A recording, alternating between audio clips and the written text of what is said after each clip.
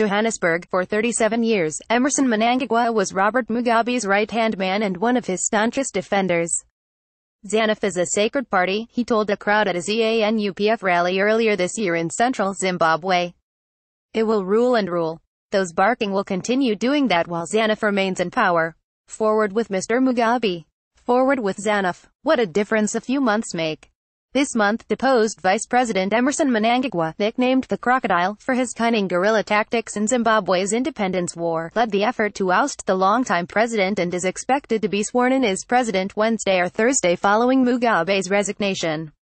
I told the president that the current political and constitutional crisis in the country is not a matter between him and myself but between the people of Zimbabwe and President Mugabe, he said in a statement sent to journalists Tuesday. People of Zimbabwe have clearly spoken on this matter. To me, the voice of the people is the voice of God, and their lack of trust and confidence in the leadership of President Mugabe has been expressed. Last week, the military put Mugabe under house arrest, demanding Mnangagwa's reinstatement and Mugabe's resignation. The catalyst for that drastic move came earlier in the move, when Mugabe fired Mnangagwa, who is well liked by the military, accusing him of treachery. The move was widely seen as a chance for Mugabe to fill the position with his unpopular, 52-year-old wife. But Mnangagwa is no young buck. Since 1980, he's served in a handful of cabinet positions, including as intelligence chief, and was made vice president in 2014 after Mugabe fell out with his predecessor, Joyce Mujuri, now also a bitter Mugabe critic.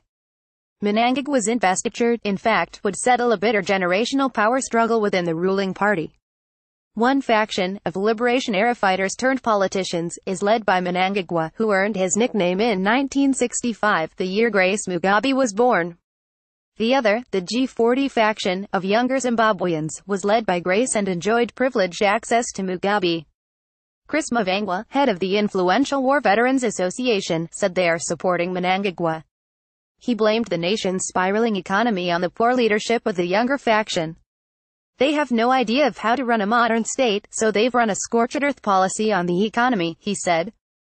But what we have done with my leadership of the war veterans, is to give back the people of Zimbabwe their conscience, because they look to the people who fought and liberated them for guidance.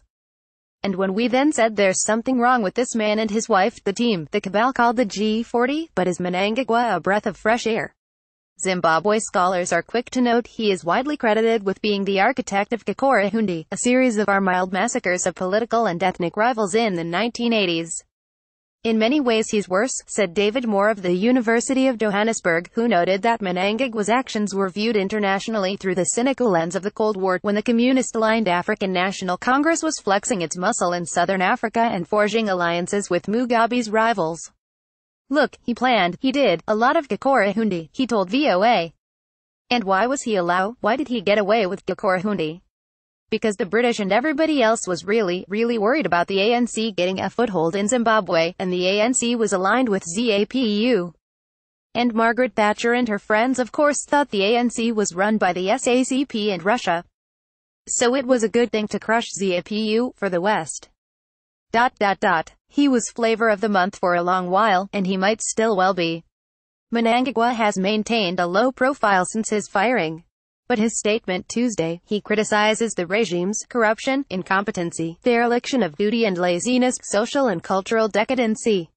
But what only now? Perhaps Mnangagwa let his cards show in an interview 2 years ago with local media, in which he spoke proudly of his nickname, the Crocodile.